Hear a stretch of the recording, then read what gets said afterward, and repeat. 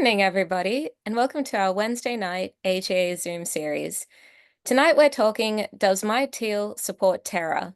One woman's journey to find out with our guest speaker, who we're very, very excited to announce tonight, is Harriet Warlow-Shill from Warlow's Legal. The Teals present themselves as moderates who care about the environment, but there is a dark side. Many in the Jewish community were shocked when the Teals backed UNRWA after it was revealed to have played a role in October 7. What should the Jewish community know about the Teals? Tonight, we will find out. Harriet Warlow-Shill is a respected lawyer, researcher, and a member of the Jewish community. Thank you so much for joining us, everybody who's here tonight. Thank you for joining us, Harriet, and we are very excited to hear your presentation and learn more. Thank you so much. Thank you, everyone, and nice to be here as a guest of AJA. Thank you, AJA, for everything that you've been doing to lead in advocacy for our community, which is so important. And hello to all the friends and community members. I see a few friends there. I can't see your screen, but I can see the names as they popped up. So really nice to be in touch again. And so basically to go back a little bit on my story, a lot of you I know personally, but and a few of you have had a bit to do with Warlow's Legal over the years. And given that my we've lived in Perth, Sydney and Melbourne, I've been involved in boards across all those states. So I guess, it's always been a passion of mine, the Jewish community, and always sort of helping to improve it and strengthen it. So after October 7th, like all of you, I think we got a real shock about, I think we always thought that we were competent advocates in a community that was respected, accepted, and unchallenged in Australia, and safe in Australia. And I think we always thought, yes, CSG does important work keeping some crazies out of the picture, but I don't think any of us really thought about that our politicians were actually either consciously or via negligence sending money to basically support the murder of friends and relatives in Israel. But after October 7th, I think we've all had to rethink. And I'm sure that if all of you were to be speaking today, all of you would have a very interesting story about how this realization dawned on you about, what's happened since October 7th and how you feel about your place as an Australian Jew in Australia. So for me, one thing, obviously the October 9th protests outside Sydney Opera House was disgraceful. I think then the fact that the police said it's not gas the Jews, it's where's the Jews, as if that was somehow better, even if it wasn't gas the Jews.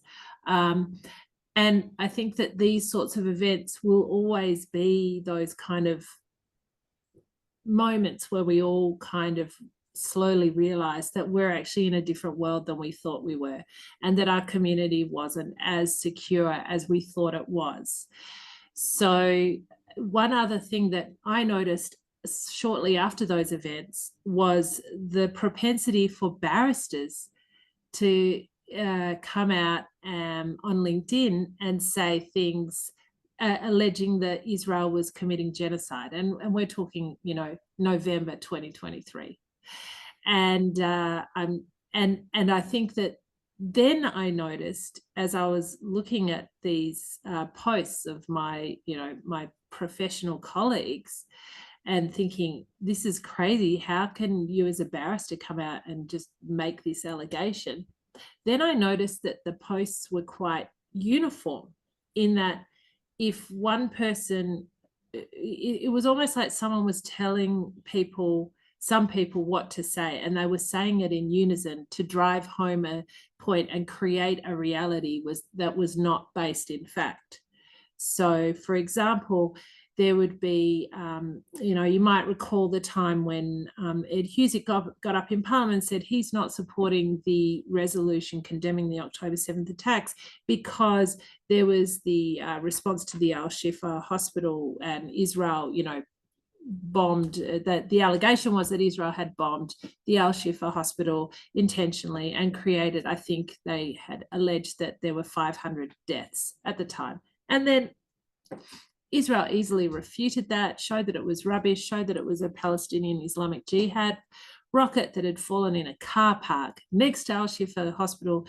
And unfortunately, a couple of people had died, but it was nothing to do with Israel. It wasn't 500 people, etc. But how a member of our parliament, who to that point had been a very friend of Israel, I remember the late Jeremy Jones of blessed memory saying to me specifically that Ed Husic was a friend of Israel, a supporter. How is it that all of this had changed? And how is it that he was getting up in Parliament? Now, one can explain it that he has constituents that he needs to look after to remain elected. And that's kind of, it's sad. It's hopefully not what any of us would choose to do, but it's, I guess it's politics. So then the other people that voted against that motion in Parliament were Dr. Sophie Scomps and Kylia Tink. They're Teals. They're meant to be soft liberals, liberals that care about climate change. Them, I think in my mind, I thought, well, hang on a second. Aren't you meant to don't you have Jews in your constituencies? And don't you, why would you say that this hospital bombing happened when it didn't? So at the time, I rang their offices to protest their statements accusing Israel of bombing the hospital. So this is November 2023.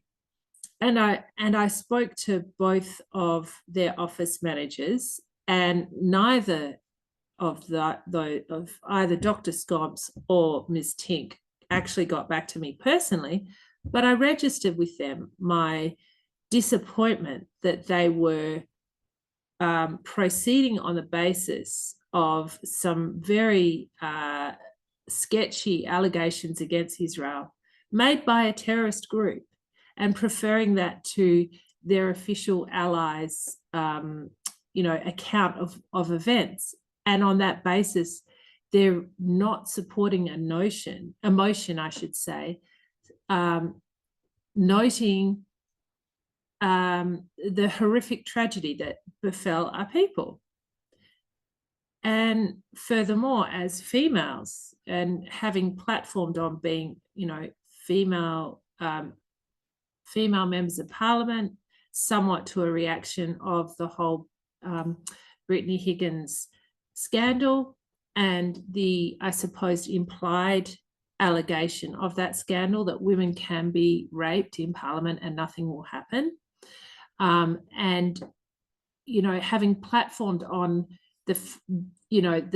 on the notion that is absolutely not acceptable, as it shouldn't be, they garnered quite a lot of momentum, which resulted in their votes. So then why are they not supporting Jewish women and the horrific experiences of October 7th? So that was my question. So furthermore, in February 2024, after Australia, our foreign minister, the Honourable Penny Wong, had actually frozen funding to UNRWA after a report in early 2024, you may recall, that noted UNRWA employees' participation in October 7th. Now, you may recall that in February 2024, the Teals wrote to Ms. Wong and sought to reinstate and implored her to reinstate UNRWA funding, as in that Australia should revoke its freeze on UNRWA funding. Now, I thought at the time that that was appalling. First of all, because there are a number of Jews living in the seats that the Teals represent. But if you think about it from a purely political strategy point of view, these ladies that are representing us have no strategic reason to want to write to Penny Wong and say that funding to UNRWA should be reinstated. As in, how is that going to make them more popular amongst their constituents? So, we can look with horror at the Labor Party, and we can look at, the hurried citizenship ceremonies that took place earlier this year to admit more voters into Labor-held seats. And we can say with horror, this is politics. These people have made, these Labor politicians that are coming out and saying all sorts of horrible things about Israel that are clearly untrue. It is something that they're doing because there is a political benefit to this, in that it is securing their re-election chances. But if you look at the Teals, I, anyway, ask myself, well, what benefit do they have? I look at, for example, Kate Cheney, one of the Teals members who holds the seat of Curtin. Now, I grew up in the seat of Curtin. This is Claremont, Dalkeith, Subiaco, Floreat. These people have got no idea, maybe, that, like I remember that, a good 5% of my classmates were Jewish, but they weren't even observant. Like, no one knows what a Jew is in Claremont. It's so far removed from their reality. So the question is, why are these Teals supporting? Why are they even being more proactive than the ALP government in recommending UNRWA funding, when anyone who wants to research this topic online with open source information can ascertain that there was significant involvement of UNRWA staff and employees in October 7th. And thereafter, there have been various revelations by the Israeli army exposing, UNRWA vests in terror tunnels. And I think, I could be wrong, but even Yahya Sinwar, was when he was killed, didn't they find some UNRWA cards on him so that he could potentially go to Egypt under guise of some other identity? In any case, the point is, anyone who does a modicum of research can see the links between terror and UNRWA. So why is it these people are not gaining anything politically? They're not forced to come out and say this. Why is it that they are supporting UNRWA?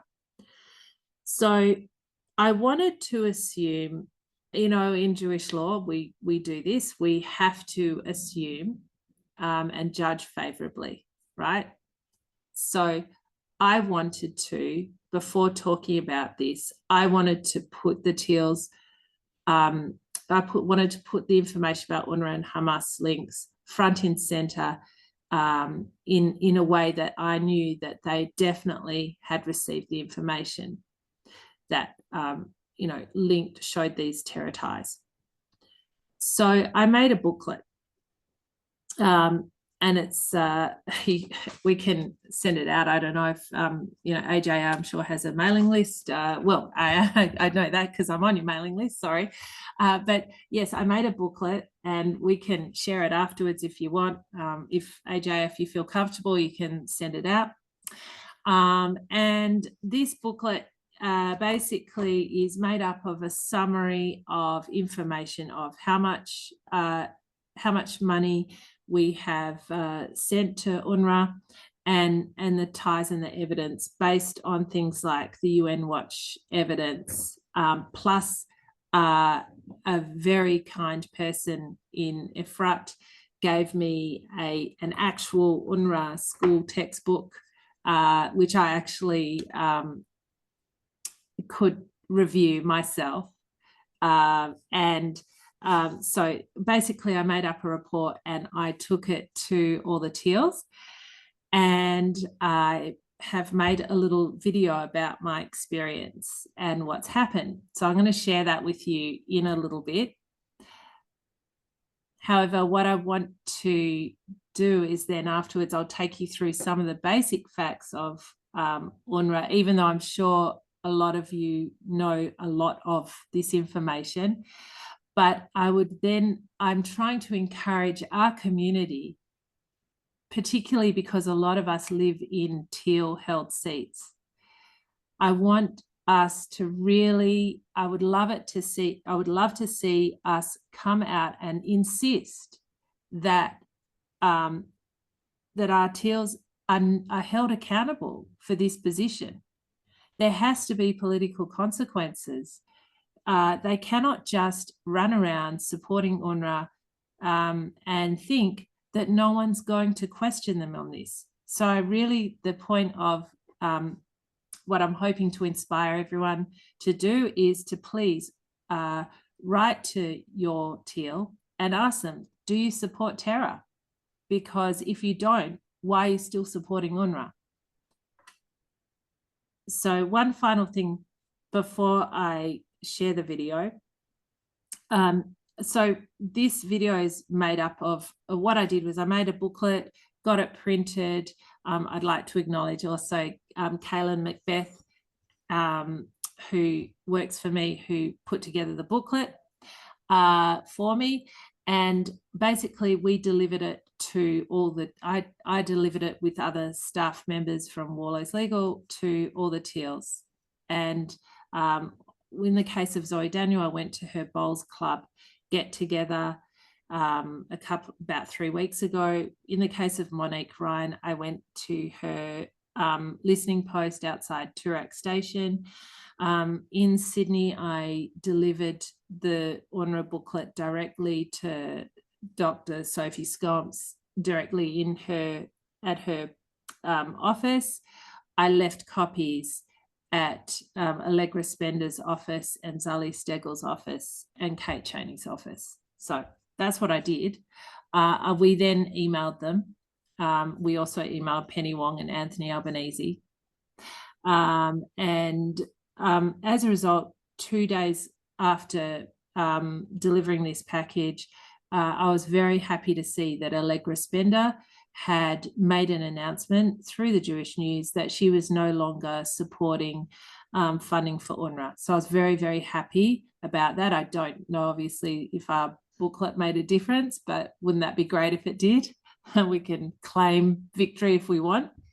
And also Zali Stegel's office has come back asking a few follow-up questions, but they haven't actually come back with any specific response. The Prime Minister's office said this is not a Prime Minister's issue, speak to DFAT, and we've sent your email to DFAT. Apart from that, I've heard nothing at all from any of them. So I'm going to share the video with you summarizing this. We'll go through some of the I guess, research findings that I've got summarized in the pack, and then we'll talk about what I think we should do going forward to protect our community and to make our voices heard. So just going to now share my screen.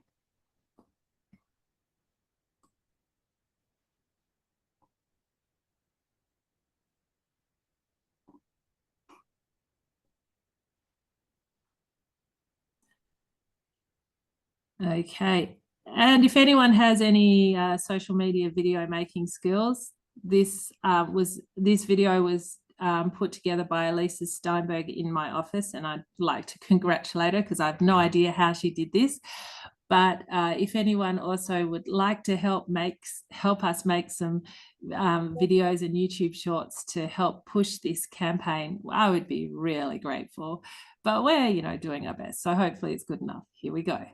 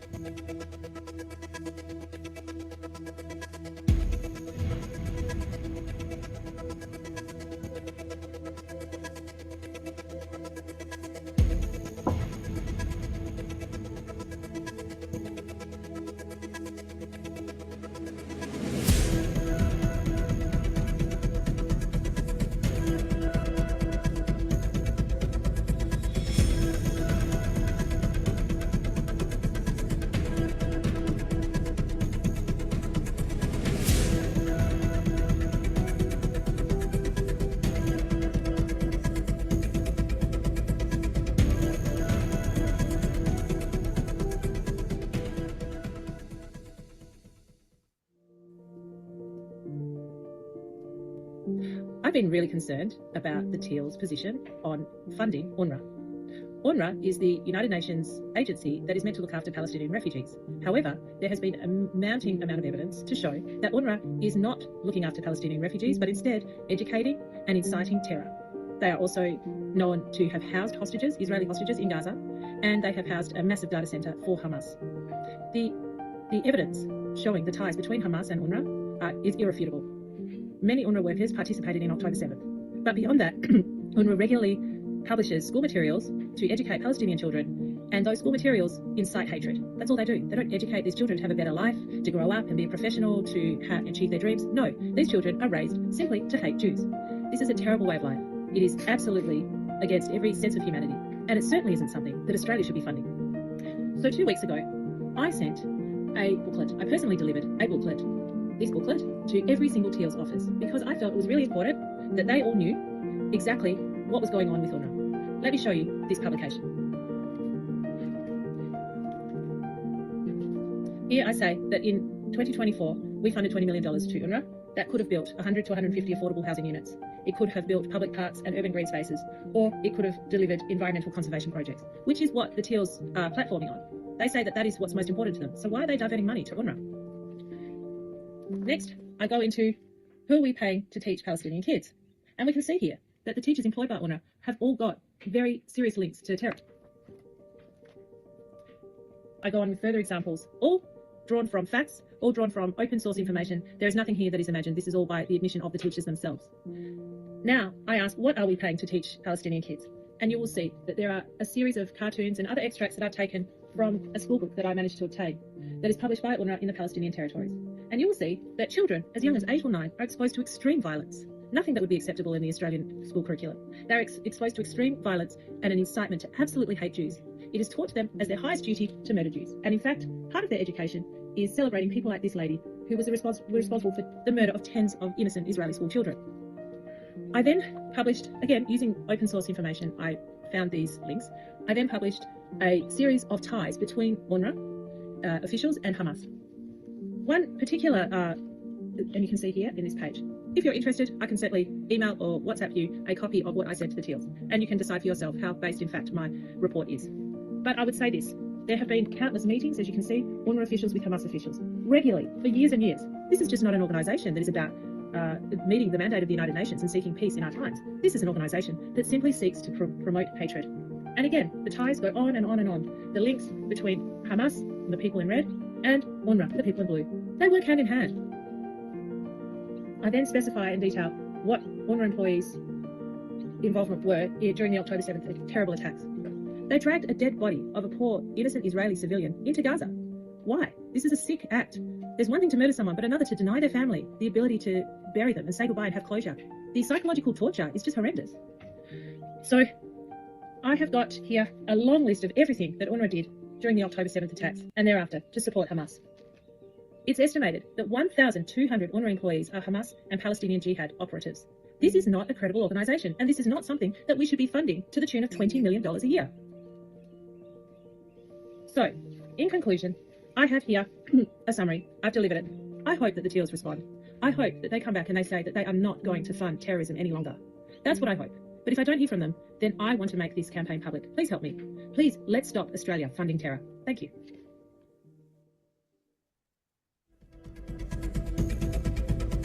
Presenting some research to Valley Circle MP to make sure that there's awareness around the link between UNRWA and Hamas, and therefore, given Australian funds UNRWA, the link between Australian taxpayer funds going to fund terrorism.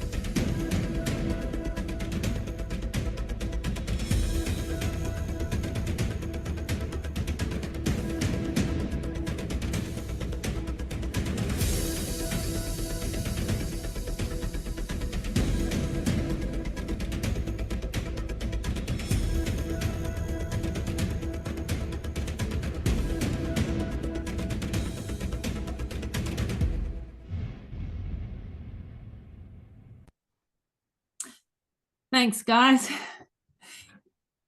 What should happen to the Gazan civilians that are Oh, currently sorry, I living don't know there what's right happened now? here. Should they be Just brought let somewhere me- else, as President Trump has suggested? Should there Let be me some just other kill No that problem. one. I'll just maybe. There we go. Harriet, thank you so much. That was a fantastic video and presentation.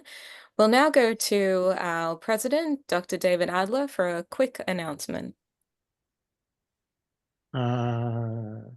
Okay. Am I? Yeah. I'll just run through, as we always do, our little promotion for 1 minute. At the end of the event, if you're not yet actively supporting AJA, please go to the website, jewishassociation.org.au. Make sure you've signed up to the email list. If you're able to, please make a donation. We need tangible support.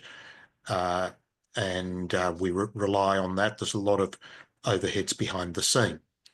So just to let you know what's coming up next week, we're going to look at the hate speech versus free speech argument, and with one of the free speech advocates, John Ruddock, MLC, who's from the Libertarian Party, and he'll put the free speech case to us next week. And for those in Melbourne, this Sunday, we have the Small Parties Forum with the lead Senate candidates from a selection of the small parties from One Nation, Family First, Libertarian, and the Freedom Party. You can get tickets on that link, and I think Teal at some stage will put that link in the chat as well. So a great event for all our people in Melbourne to attend. Great, thank you so much, David. We'll go to, and I did pop that link in the chat. It will be a fantastic event. We ran the Small Parties Forum in Sydney on Sunday, and it was fantastic. It was super informative. It was a great candidates. It's really important. Please support us. Please go in person to these events when we run them and book your tickets for Sunday if you are in Melbourne. We'll go to our Q&A now. I see we have a lot of hands up. If you do have a question, just use the raise hand button located at the bottom of the screen. Let's start with Dennis. Please unmute. Have you approached individual Teals to ascertain their voting intentions in a hung parliament? The reason I ask this question is because someone like Allegra Spender, who is in a very high Jewish population electorate, might be induced to vote differently from the rest of the Teals. And the same could perhaps be the case in the electorate that I'm in, where we have Zoe Daniel, and she also has quite a large Jewish population in the area. Could personal approaches like that work? Thank you, Dennis.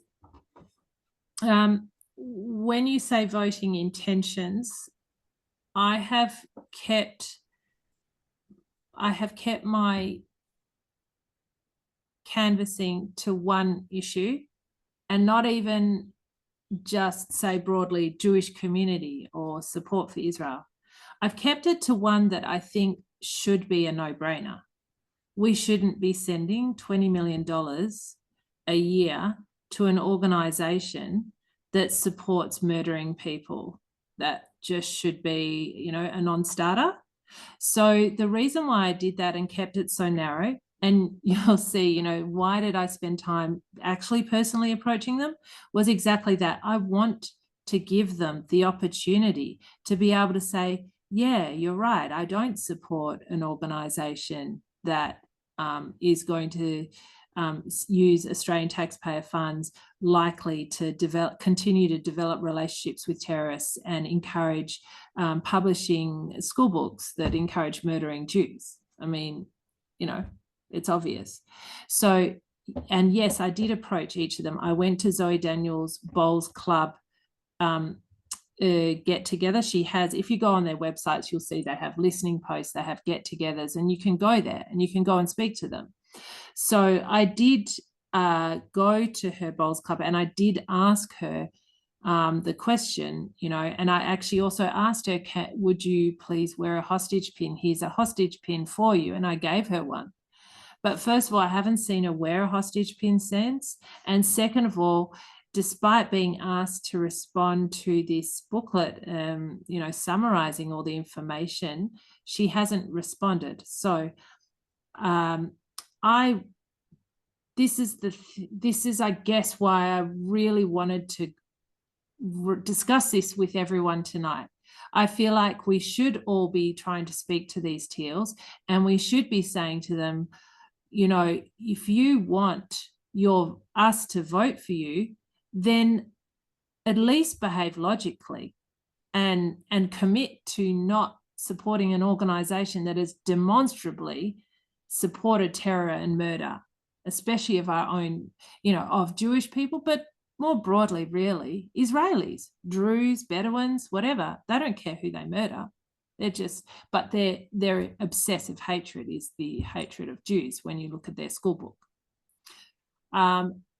So, yes, so basically, yes, I have at least attempted to have a personal discussion with each and every one of them just on this issue, because there might be other issues where I don't agree with them, or I do, or whatever. But I think that anyone who values life, who wants to live in a human society, has to say they don't support murder. That's just logical. So that's why I did it that way. Thank you, Harriet. Now, Anne, please unmute. Okay, so I have a serious question. The UN is obviously condemning Israel at the moment with the recent airstrike, but why hasn't the UN officially declared Hamas to be a terrorist organization, especially when UNRWA has been supporting Hamas? And I can list several social media accounts that highlight this. Ollie London, UN Watch, Anya, Hila, the guy we had a few weeks on. They've highlighted UNRWA's involvement with Hamas. And Hamas hasn't released all the hostages yet. They still have 59 hostages. Why hasn't they released all the hostages yet and surrendered? And why hasn't the UN declared Hamas to be a terrorist organization? That's my question. Thank you, Anne. First of all, just to note something really interesting that I learned the other day, and I really encourage people to look up the UK Lawyers for Israel. They are an amazing, amazing organisation that explains the nuts and bolts of how the legal structure works. So essentially, the UN General Assembly, as we know, has a large block of countries hostile to Israel. So essentially, it has just become an anti-Israel forum. So UNRWA is actually a creation of the UN General Assembly. It's so different bodies are set up differently or established differently. So, you know, you've got the certain organizations that are set up by different parts of the UN. So you've got obviously the General Assembly and the Security Council, and they all have oversight and responsibility for managing different aspects of what we would consider the UN. So, you know, for example, the UN Council for Council for Refugees is a different organization that's set up differently to UNRWA. Now, why is there bias? Well, I think that at the end of the day, we have to say that there has been bias, and you know, there are people who are much more experts than me in this stuff, but as far as I can see, it's because the Muslim Brotherhood, created in the 1920s or thereabouts, has been extremely successful in engaging with and inspiring a couple of very wealthy governments and organizations such as Qatar and Iran. And those guys have done a brilliant job of managing to twist the narrative so that the hostages have become a pawn in a game of you know, just yet another game of blackening Israel's name. But I'm sure I'm just telling you the obvious. But you know, as far as I understand, I can only respect the amount of propaganda that they've managed to spread, and it, to me, is very worrying when, and I'll come back to, you know, the reason why I find this concerning, when you've got Teals who are not necessarily compelled by their political interests, by what their electorates want, but they are obviously so affected by this Muslim Brotherhood propaganda that they're prepared to support an organization that has clear evidence of being supportive of terror, murder, hatred, baseless hatred. And as someone pointed out, not just murder of Israelis, but murder of Thais, murder of Kenyans, and so many other nationalities on October 7th. They're basically supporting a sick cult of death. And it's very sad. And yes, I think that, yeah, we are. I think it doesn't take a genius to say that we're losing the propaganda war. Thank you. Shane, please unmute. Hi everyone.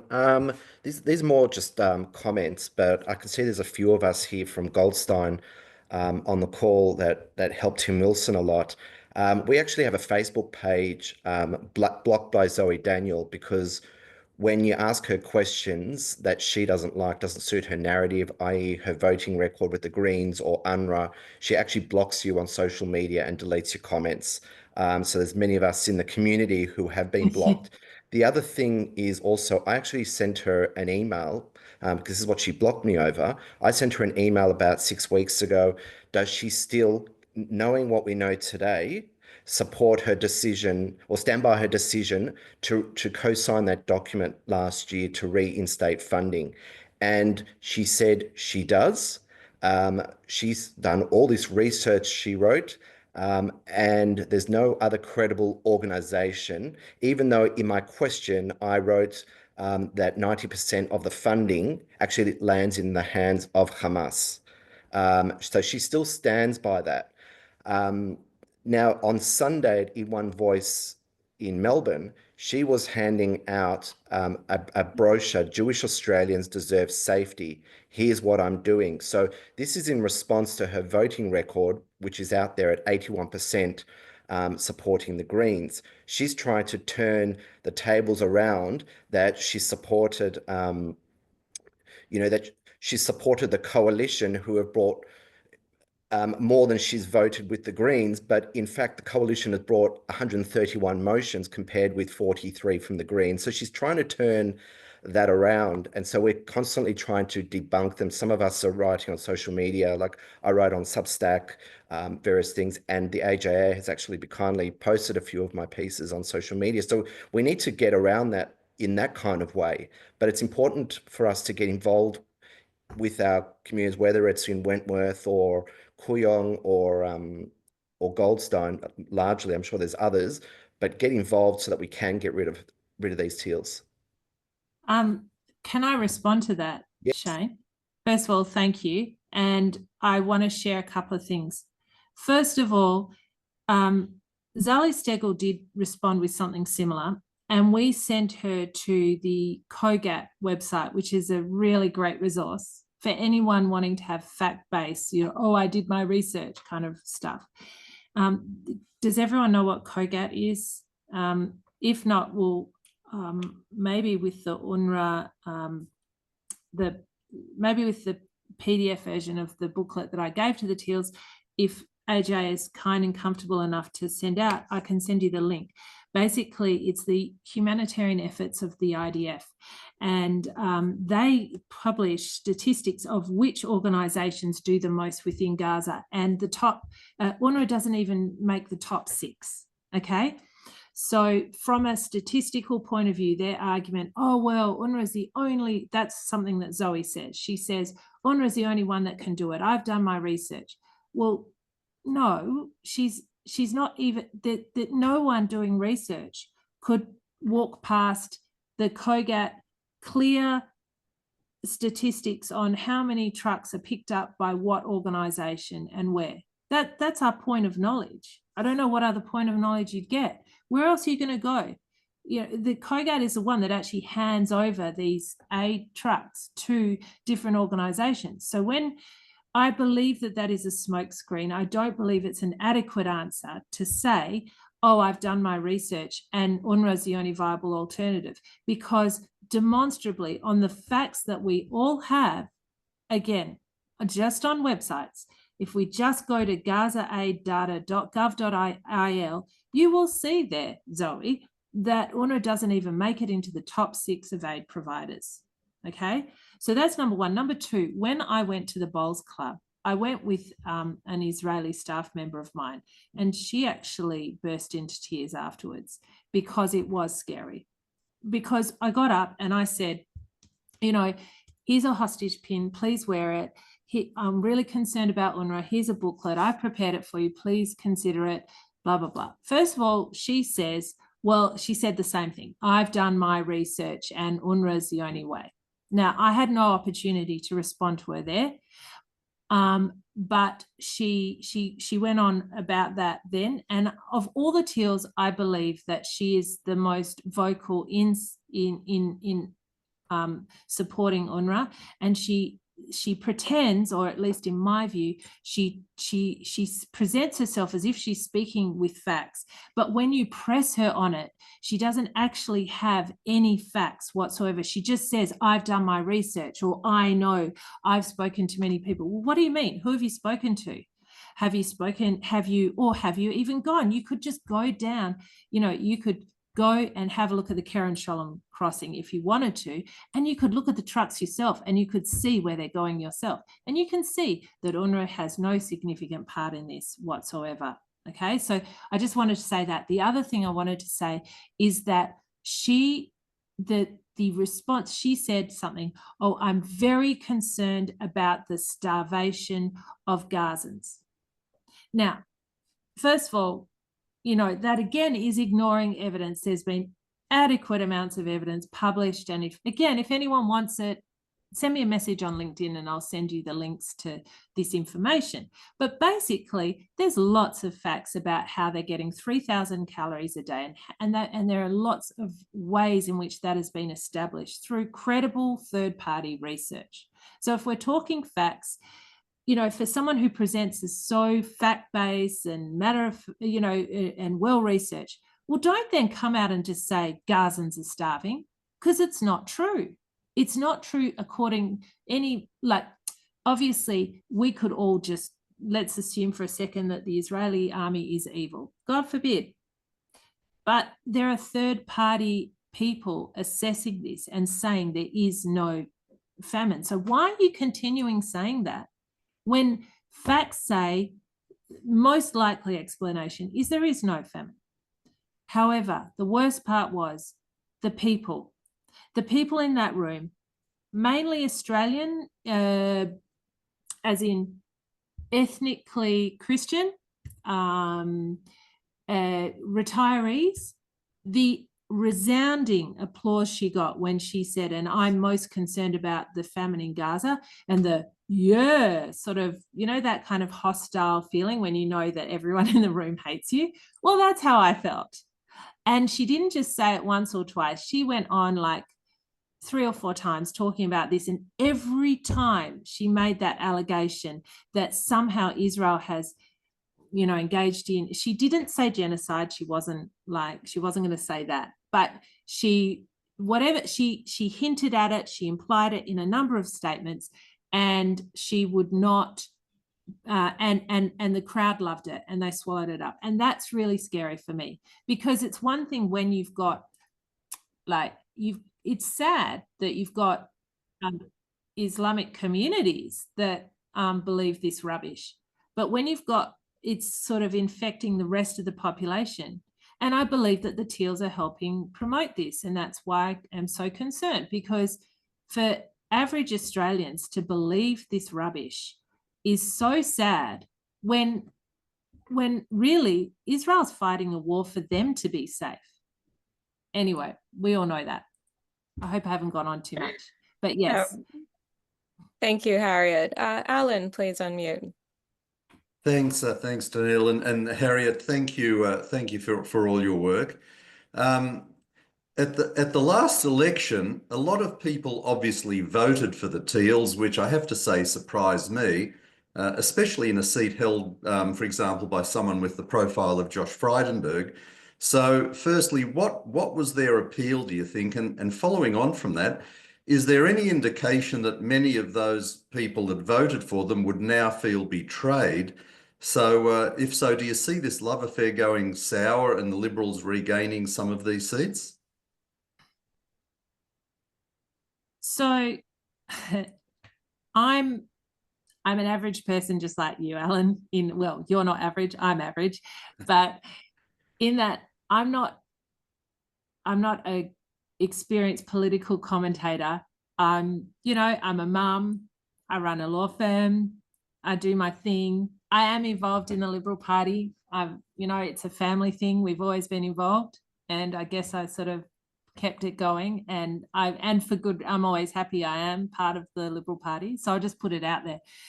But I also don't like to tell people what to do, and I do respect that other people, not everyone sort of shockingly shares the same views as me.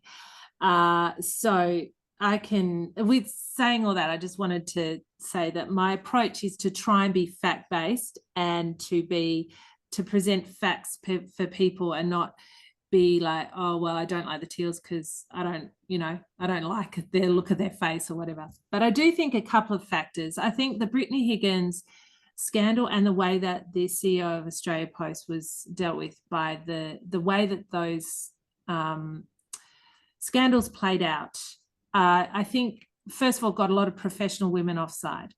And I think a lot of professional women like me have experienced, and I can tell you I've experienced plenty of sexist remarks, recrimination. And my sister, who's a bit older than me, has even experienced much worse than me. So I think that that struck a nerve.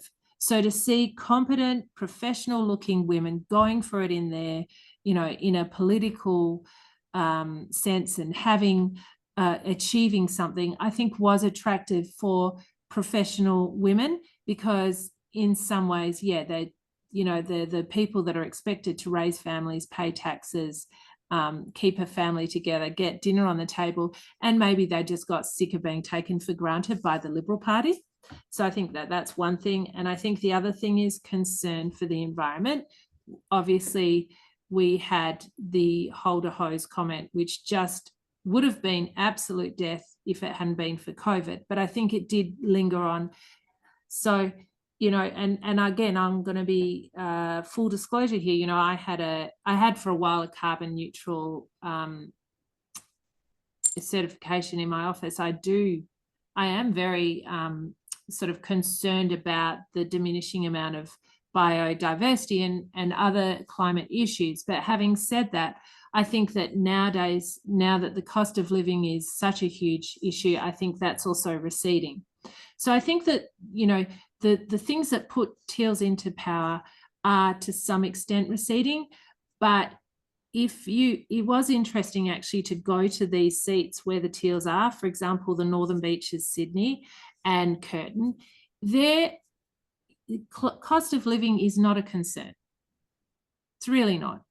And people are not, you know, having to go to, you know, Good Sammy's for clothes there. You know, life is pretty good there still. And so I think that for them, climate change, political accountability, and having a female voice are still issues in some of these Teal seats. Whereas I think in places like Goldstein, where the Jewish community has, if they are paying attention, they have probably asked Zoe Daniel a question. They probably, like you and me, the previous questioner, that Shane, we've been blocked by Zoe Daniel for asking questions, just asking polite questions. So I think for people like that, I think that it is having an effect. And a lot of my Jewish community friends who were part of the Greens or part of Teal movements, I think that now they see that unfortunately the forces of history that always drive us together, that people are always just going to hate Jews for hating Jews for no reason. Unfortunately, those powerful forces are here now in Australia, and they are present so much so that we do need to look after our safety. And if you look at the record of the Liberal Party and the statements of, say, Senator James Paterson and the work that he's done, and Sarah Henderson and so many others, and of course Peter Dutton, it's just, you know, we need to look after our safety. And perhaps those, I'm not going to speak for them, but I would imagine that if you're looking at it from that perspective, those issues of women and climate change will fall away, because at the end of the day, the first covenant that you have with your government is to keep you safe. And the only people that seem to be talking about keeping Jews safe are the Liberals at the moment. That's just my perspective. Thank you, Harriet. Viviana, please unmute. Hi, can you hear me again? Yes. I've been watching activists for 30 years talking and organising against the Jewish community, bringing every Jewish person I've ever involved with into disrepute, presenting evidence that they're involved in unlawful activities, underground criminality, corruption, etc. I've watched this for 30 years. I support Israel. I'm in an economic circumstance where I have to engage with the state. I had to engage with the state school system. Sorry, Viviana, what's the question, please, for Harriet? I want to know what you're doing for the Jews who are not living in Toorak, Caulfield, and the high end of St Kilda, because we're the ones who are getting killed in the hospitals and we're the ones who are getting bashed in the state school system. That's my question. What are you doing for the real? I think that the real, first of all, I'm just me, just, you know, a person. However, you'll see when you get this PDF, if AGA sends it out, or you can PM me on LinkedIn.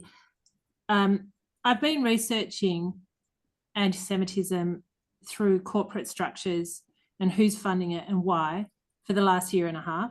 And I've created a trust because to house all this information together with a few colleagues.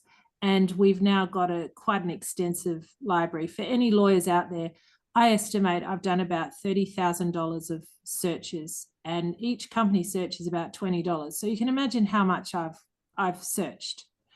I have that. I haven't drawn any conclusions yet. But yes, I am working on trying to understand how's the money flowing, who's paying, who's training who's talking to who's taking money from who, and where's this going?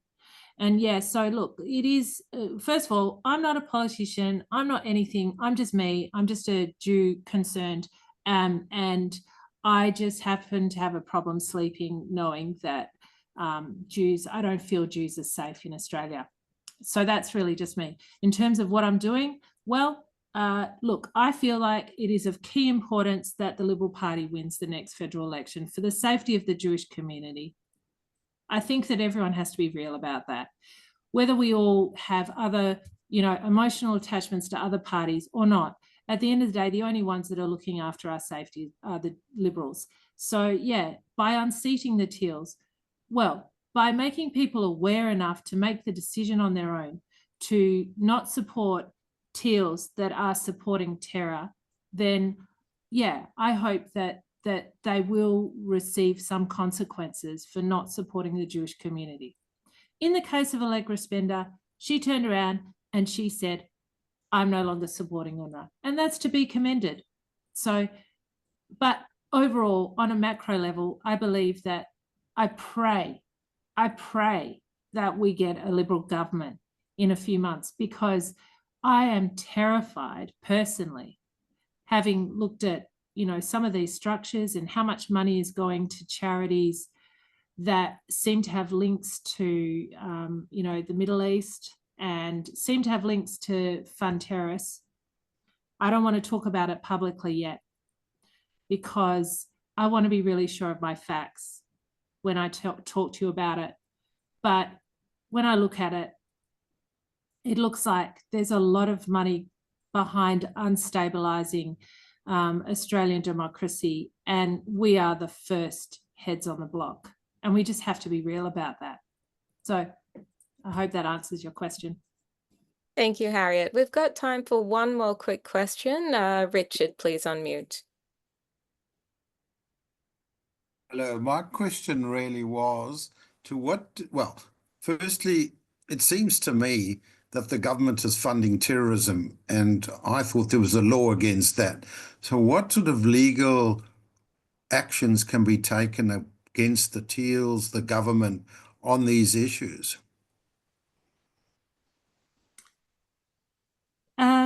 I think that, first of all, there are some colleagues of mine that are looking into that, taking legal action. And I feel after this election, it is definitely something that I hope to use my database for, to support people wanting to take action.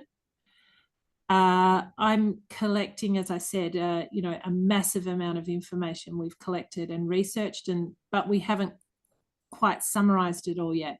But I do hope that the purpose of that is to provide an open source for any community member to be able to take legal action.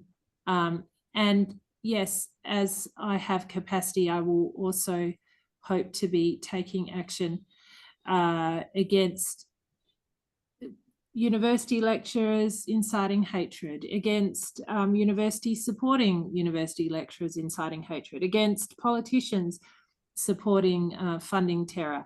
Now, the thing is, I guess, Richard, just in terms of why can't we sue these people right now? Well, UNRWA is a international body set up by the UN General Assembly. It's not a terror organization per se. So there probably are legal actions that one could take against people that support UNRWA, but it's not, to my mind, straightforward. Again, I'm just going to say it again. I'm just I'm a sole practitioner lawyer. I'm not an international law expert.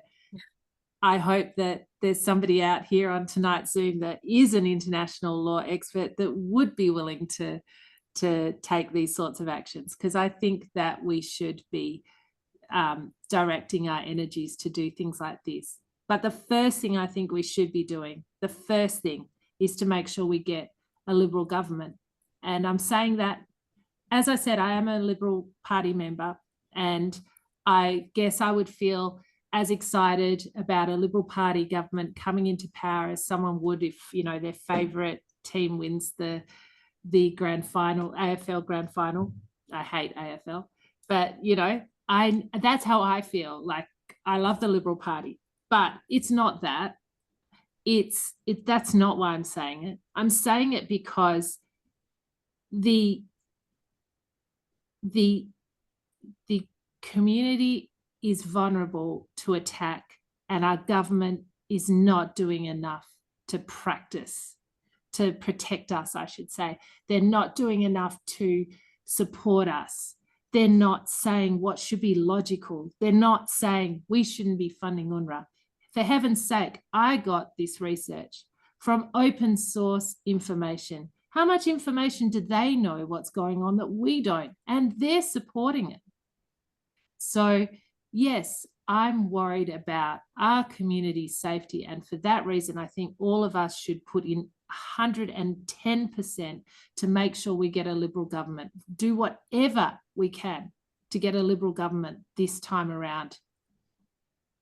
Harriet, we are almost out of time, but I can't finish without asking you this question. I know you are one woman on this passionate, incredible journey, but we have a lot of people in the chat asking, how can we support you? What can we do? How can we follow you? How can we help you more? Oh, thank you. First of all, I would hope that everyone can share my rather unprofessional video. Well, I commend Elisa for putting it together from my office. She's done an amazing job, but she is a law student, not a social media expert. So first of all, if anyone can help me make those social media videos better and more exciting, I'd be thrilled. And second of all, please share it. Please write to Teal, ask them, do you support terror? We want them to be able to, it's an easy question to put to them where they are exposed, because they're exposed for supporting terror when there's no reason for them to do that. So I believe that is a very powerful way and a simple way. I will certainly share the video. David and AJ, I'm putting this on you. If you don't mind sharing the video, and I'll share the information pack. You can find me on LinkedIn. So if you want further information, like, you know, where do you get the COGAT statistics, or where do you get the statistics about how much nutrition got into Gaza during the war, anything like that, I'm definitely happy to find it for you and share. And I think that how to help, look, at the moment, I think that anyone that supports their Liberal Party candidate and goes out and does a bit of, handing out stuff for them, I think that is a very important thing. And I think, again, this is not about me. This is about us as Jews. We have to be safe. We have to be secure, and we deserve to be safe because we pay taxes. We live in Australia, and this is the basic covenant of governance. So I just say we'll do it together, guys, and let's make sure that we look after ourselves and keep everyone safe. I never want to be reading in the news some report about something that happens to a Jew in Australia. To me, that's going to be my failure. I don't want to see it, and I hope that we never see it. That will be our win. Harriet, when we talk about the phrase, one person can make a difference, we are talking about you. Your work is inspiring, and we are so privileged to have had you on tonight.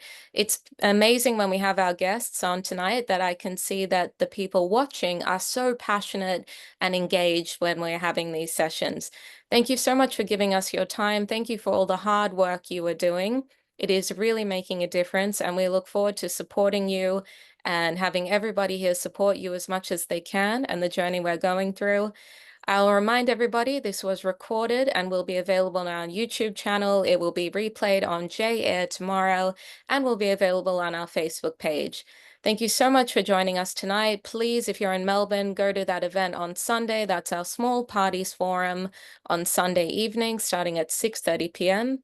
A huge thank you again to our guest, Harriet Warlow-Shill. Thank you, everybody, and good night.